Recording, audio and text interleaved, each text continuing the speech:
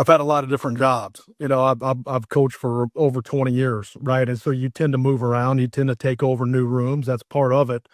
Um, I haven't taken over a room this good before. And I say that there are lots of things we can get better at, but man, there's good depth. And you look at it. I mean, they're rotating 4 guys last year, right? And rightfully so. My philosophy as a coach is I'm going to play with the guys that are good enough to help you win.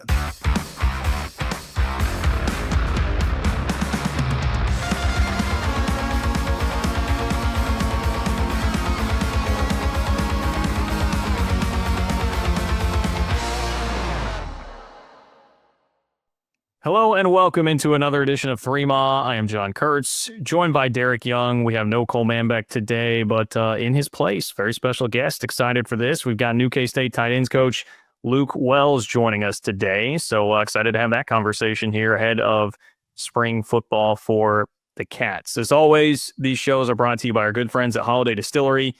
Whatever you're doing this spring, if you're just going to be hanging out outside, enjoying the nice weather, it's like 70 degrees out today. Perfect day to sit outside with some Ben Holiday bottled and bond bourbon or some 360 vodka. If you're going to be watching the tournament games this weekend, that's another great place to indulge in some 360 vodka or Ben Holiday bottled and bond bourbon. So thank you to our friends at Holiday Distillery. And thank you to Coach Wells for joining us here. We appreciate the time, Luke. What's life been like in Manhattan so far, trying to get up to speed as you take on this new gig? It's been a lot of fun. I've been here for a few weeks now, and just jumping in 2 feet in and learning the offense, learning the players, learning how we do things at K-State, and really fired up about being here. Well, a couple of the stops that you've been at before with Iowa State and Texas Tech, obviously you've been in the league with K-State. You played at Oklahoma back in the late 90s, so I know you have familiarity with the program. As someone who hadn't been inside the program before, just curious your kind of thoughts and impressions of what K-State was before you took the job.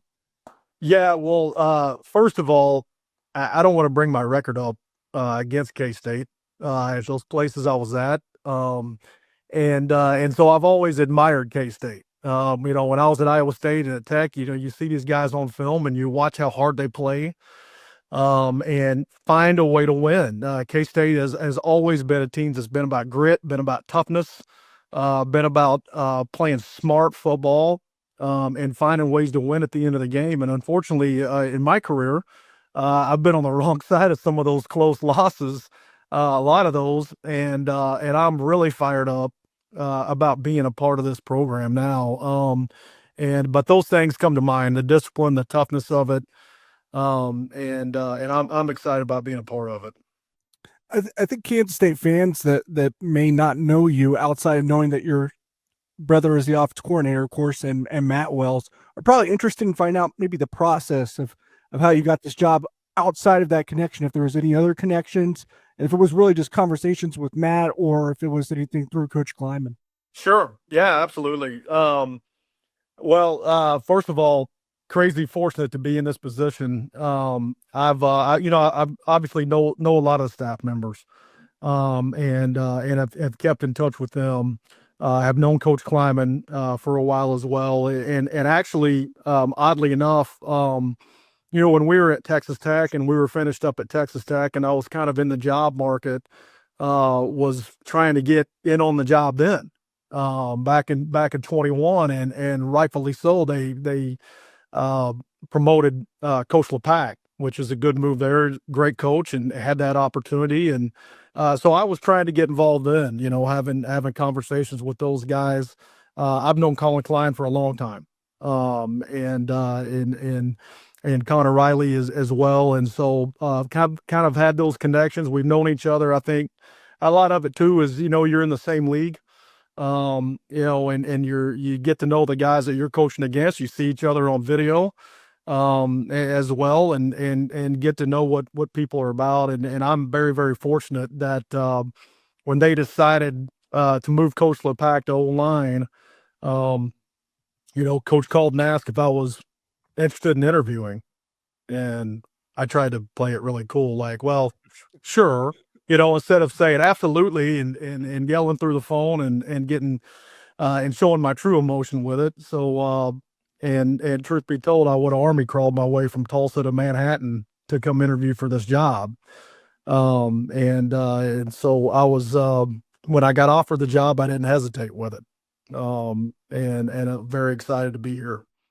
If someone asked you something about your coaching philosophy or maybe what you believe are your coaching strengths, what kind of comes to mind? I think the first part of it is the expectations on playing hard. If you're going to watch my guys play, that's the first part of it is playing extremely hard through the echo of the whistle, playing very, very physical brand of football, and playing smart. With guys, making sure that they're not making mistakes on the field. They know exactly what they're doing. At the end of the day, I want our guys to understand what they're doing so well that they can play fast, they can tee off, and they can play the game fearlessly without making mistakes. I take it very, very personal. If my guys are making mistakes on the field, I feel like that's on me. I feel like that's 100% on me. And what do I got to do to get those guys ready to where they're not thinking as much, okay, where they know their assignment well enough, they're confident in what they're doing. And so when they're out there, they can turn it loose and go get it, okay, and not I don't want to see guys out there on the field. And a lot of times if people are playing slow, it's for one of two reasons, right? Either either they're tired, right? They're deciding not to give good effort, or they're processing what they're doing, right? And I don't want any processing when my guys are playing. I want to be sure what they're doing. I want them to tee off on the guy next to them. If they're running a route, they're confident on how they're attacking that defensive back and sticking their foot in the ground and getting open. But playing a very, very fast, physical, and aggressive style of football. Well, one of the things that had to be really appealing about the job is the room that you're inheriting. I mean, you've got 4 guys who caught touchdown passes last year, and oh, by the way, a 5-star coming in Lincoln Cure, who's going to contribute to that room as well. Like, how loaded do you feel like this tight end room is that you're getting to work with? Well, and I told someone this the other day. I've had a lot of different jobs. I've coached for over 20 years, right? And so you tend to move around. You tend to take over new rooms. That's part of it. I haven't taken over a room this good before. And I say that there are lots of things we can get better at, but man, there's good depth. And you look at it. I mean, they're rotating 4 guys last year, right? And rightfully so. My philosophy as a coach is I'm going to play with the guys that are good enough to help you win, right? If you're a guy that's good enough to help you win, we need to find a way to get you on the field. And the tight end position is critical because of all the things that you ask him to do.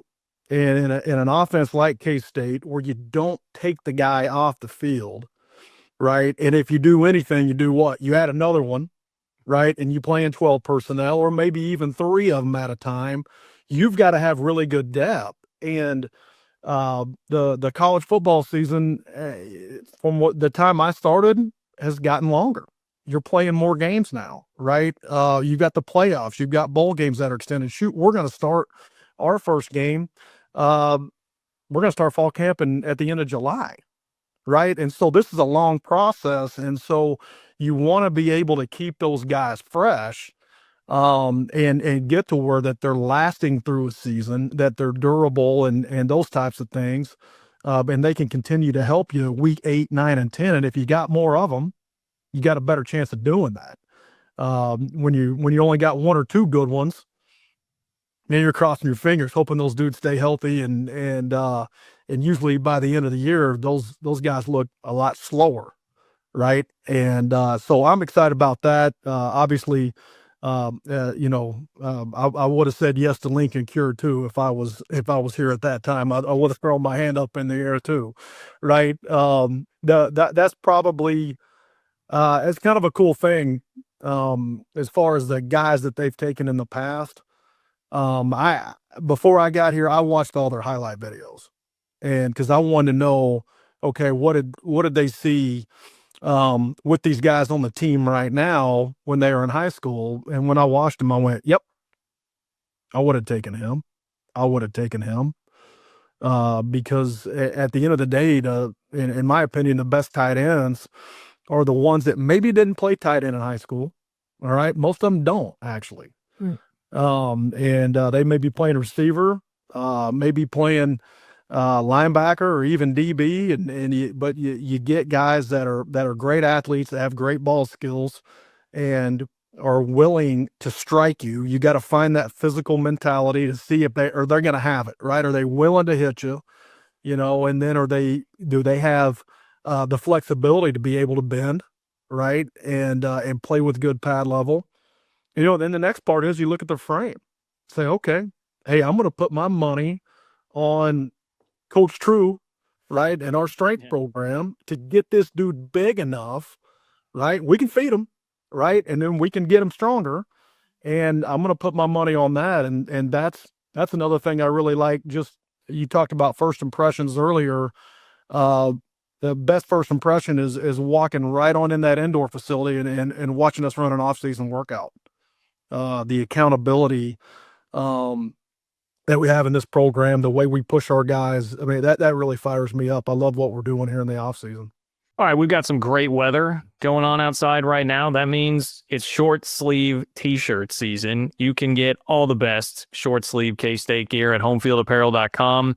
You can get 15% off your first order using promo code 3MAW24, in fact. And hey, it's sunny out.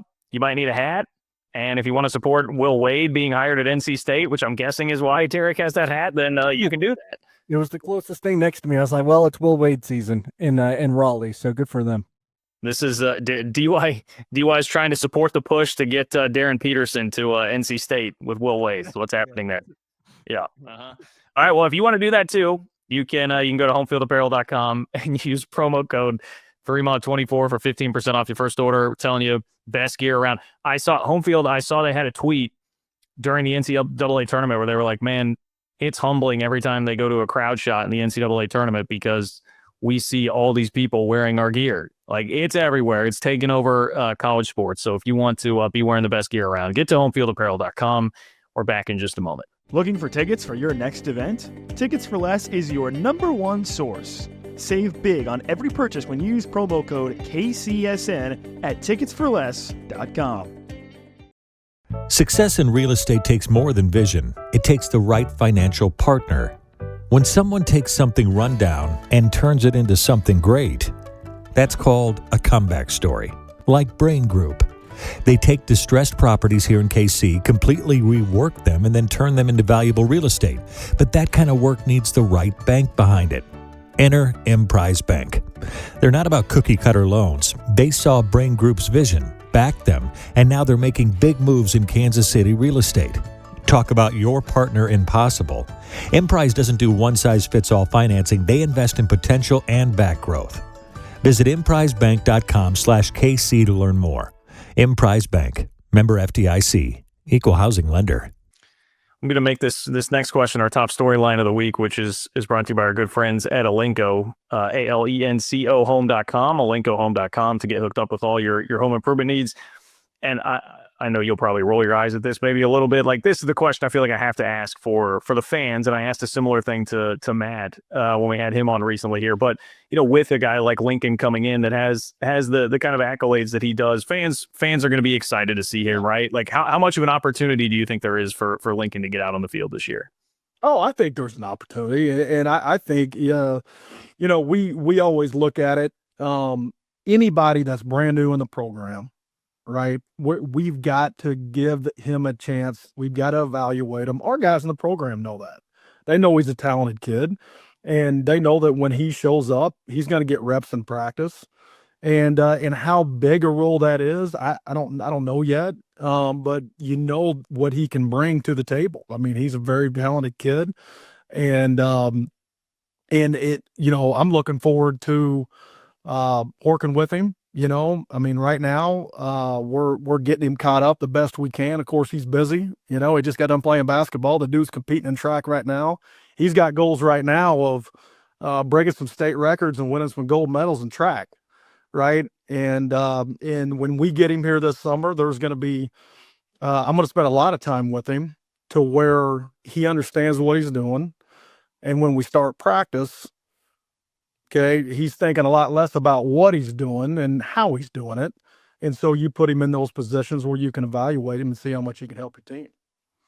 Obviously, you weren't the one that initially recruited him. So how are those conversations kind of went since you've kind of been hired at Kansas State with Lincoln? Been great.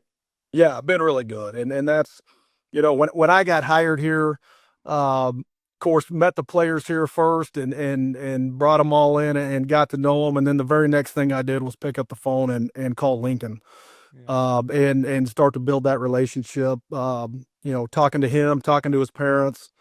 I think it's really important that, with him and the guys, I'm still getting to know the guys here too, is getting to know each other, building that relationship and really communicating, as we install plays, as we get to know each other. These guys need to know how I coach too.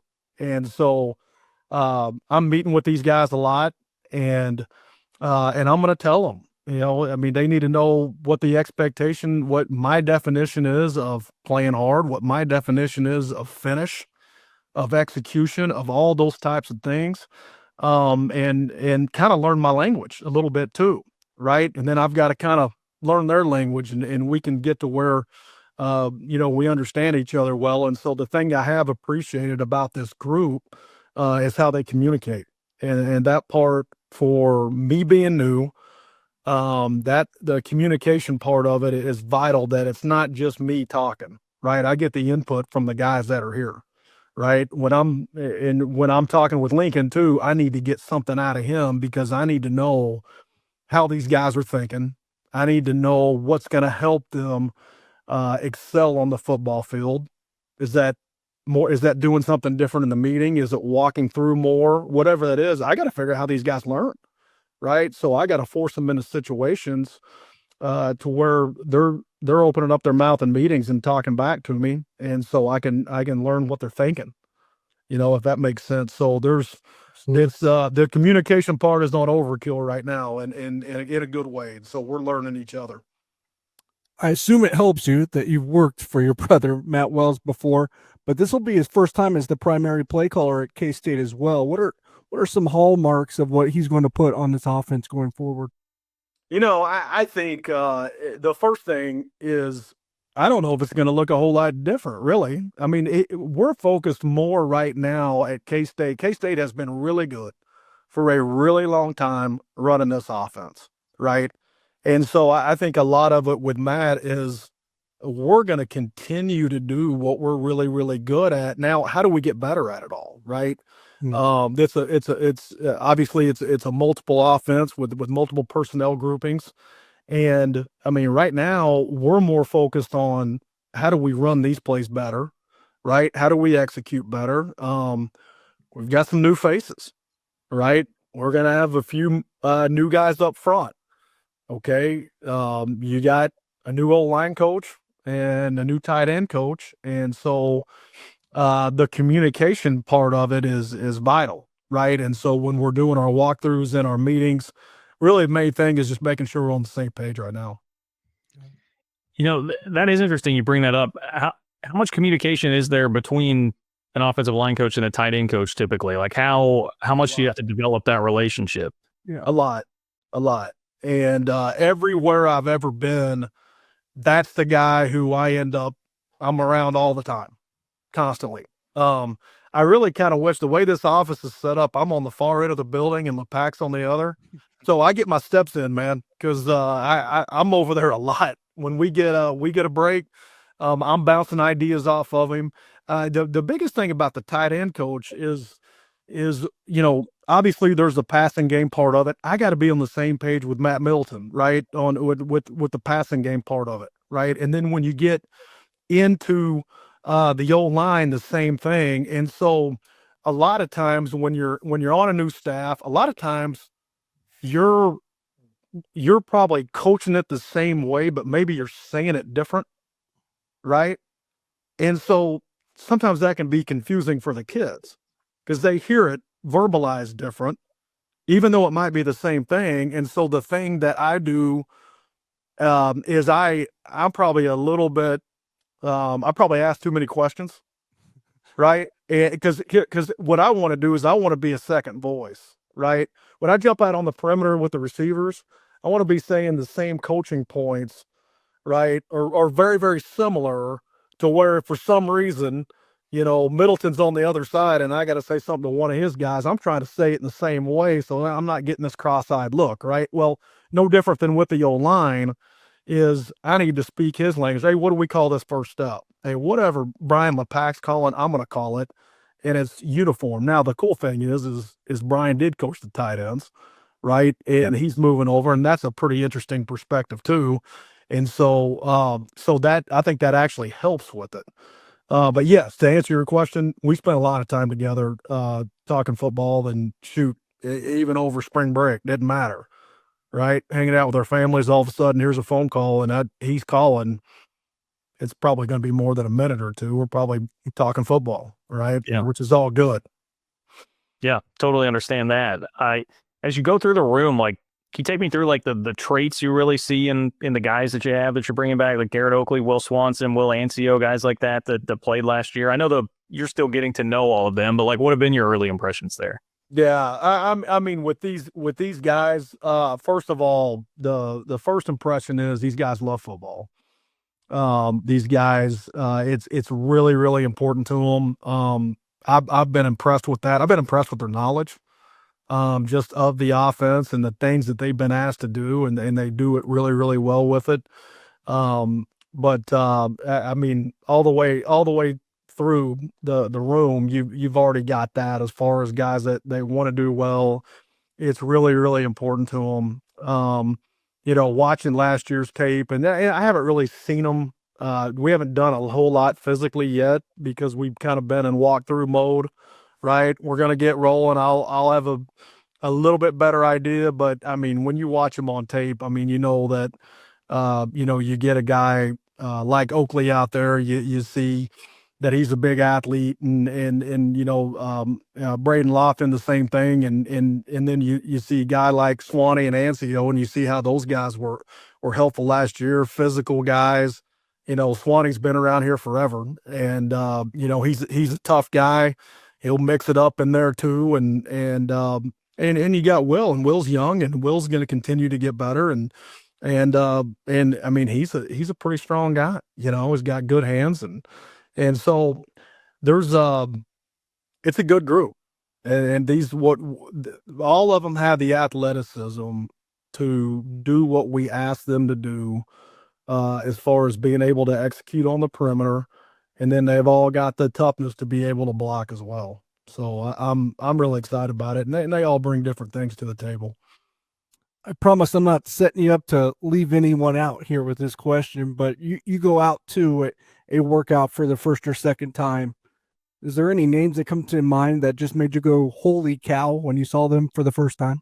Yeah, well, I think the very first workout when I came out and said, holy cow, I probably asked who it was. Like, hey, who was that guy? Because I was still trying to open names. Yeah. But no, I mean, right offhand, no. I've been impressed with how these guys work, and really just all the way across the board. If these guys, I think the thing that the first impression part for me was walking into an off-season workout and seeing a couple guys new, not doing things the K-State way, and seeing older guys grab them, get a hold of them, right, and let them know that what the standard is. And the leadership part that I've seen here, that speaks volumes with the kind of culture that's been established with Coach Kleiman and the staff at K-State. And honestly, that's the first thing I noticed when I walked into a workout. It wasn't a certain guy flashing, a certain guy being fast or whatever. It was how we do things here. Yeah, that's pretty cool. You mentioned your communication with Brian LePac. You and Matt are also from Oklahoma, just like him. Are you guys just going to pepper Oklahoma now in recruiting going forward with all these connections on the staff?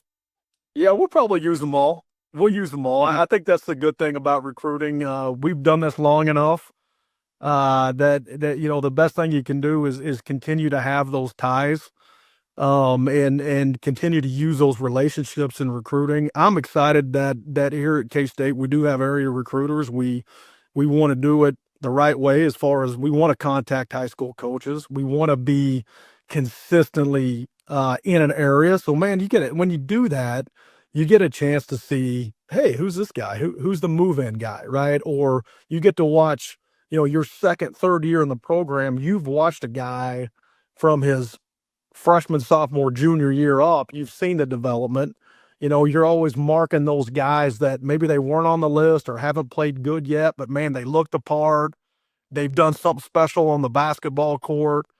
And no one, or you've got that relationship with the head coach and he calls you and says, hey, Luke, this guy, the light bulb just came on. Right. And I'm excited about that part. So yeah, we'll all probably be a little bit in Oklahoma. And even if we're not assigned to those schools, we'll probably still be talking to the same guys. And I'll probably be down in Texas as well with that. But I think at the end of the day, the recruiting part is the relationships with the head coaches are really important. Speaking of recruiting, I mean, you're a guy that's been a recruiting coordinator before in your career, and then the last 2 years not being in the college game. Like, how wild is it to come back and see how different it is now with the portal and NIL, like from where it was even when you were just in? I mean, it's crazy how much that it's changed. The recruiting things are a little different now. Yeah, little bit different now. At the end of the day, yeah, and you're right. Obviously, a lot has changed, right? But at the end of the day, the process hasn't. Meaning, evaluation is number one, right? You've got to do a great job evaluating because let's be real, okay? You can get in some recruiting battles, right? And you may lose out, and the guy may just say, hey, I'm getting paid at this place or this, that, or whatever, and that's fine. Okay, that's stuff you can't control, but what you can control is you can control the guys you take, right? That you keep evaluating, you keep that board. Maybe that board's a little bit different. You got a few more guys on there. But the guys that you do take, making sure you're getting the right ones, right? And that's what's critical about it. And that's why, being able to have those hard conversations with the head coach and having those relationships where you can ask him, hey, what's this kid really like? What's going to happen when this kid gets here? Because what you don't want, obviously, is to be taking the guys that are misses, right? And why are they misses? Well, a lot of times it's character issues, right? We got to make sure that they can do the things that we're physically asking them to do, right? And so we've got to watch game tape. We got to watch whatever basketball practices or whatever else we can see how a kid competes, and make sure we're getting the right kind of guy at the end of the day, and that he's going to fit into this culture with his character. My last question here is a little bit self-indulgent because so as a kid, first of all, is the internet deceiving me, or were you at Oklahoma from 97 to 99? Am I correct on the years there? Okay. Yes. Okay. 96. Yeah. And I was a student assistant my last couple of years, but I played from 97 to 99. And I was a walk-on quarterback, and then I got, in a polite way, asked to be a student assistant. In other words, telling me that we're making room for a lot of other quarterbacks that are better than you that are coming in, which was fine. That's how I got my start in coaching. When Mike Leach was there, and then worked for Coach Mangino when he came in, and of course with Coach Stoops' staff. But yes, my last couple of years I was a student coach there, and so we had a lot of close games with K-State. I was gonna say, as a K-State fan, I sure wish you could have stopped Josh Heupel from coming in there, my friend. But I was gonna. Michael Bishop is my favorite athlete of all time. So I played him in 1997. The question was gonna be like, what do you remember from that game and those K-State teams back in that era? I was wondering if you're gonna bring up like the 97 and 98 years. Yeah, not fun. Okay, yeah. Those are absolutely. I remember them destroying us in those 2 years. And I'll say this, but I have been to, I've been to a lot of stadiums. All right. I've been, when I was at Louisiana Monroe, we played half the SEC, right? So I've been to Alabama, I've been to Auburn, all that. I've been to UT, wherever. Right. And in my however many years I've coached college football, all right, the loudest I have ever heard a crowd at any moment was in 2000. Yes. All right. Yes. We blocked a punt. K-State blocked a punt. I'm saying we because I'm K-State now. Okay.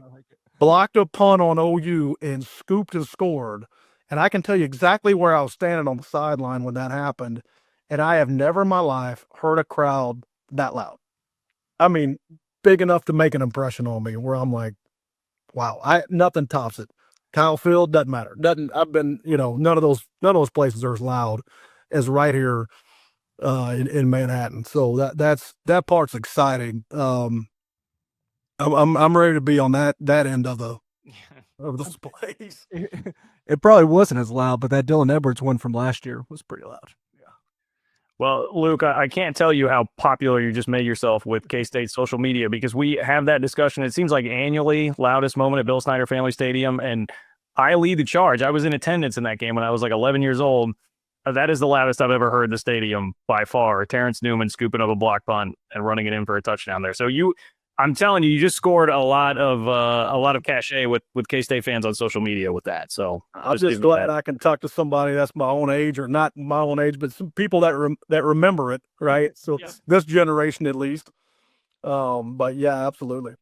All right. Well, hey, Luke, we really appreciate the time. It's been great to chat with you. Best of luck getting rolling here, and we can't wait to see how that tight end room looks this year.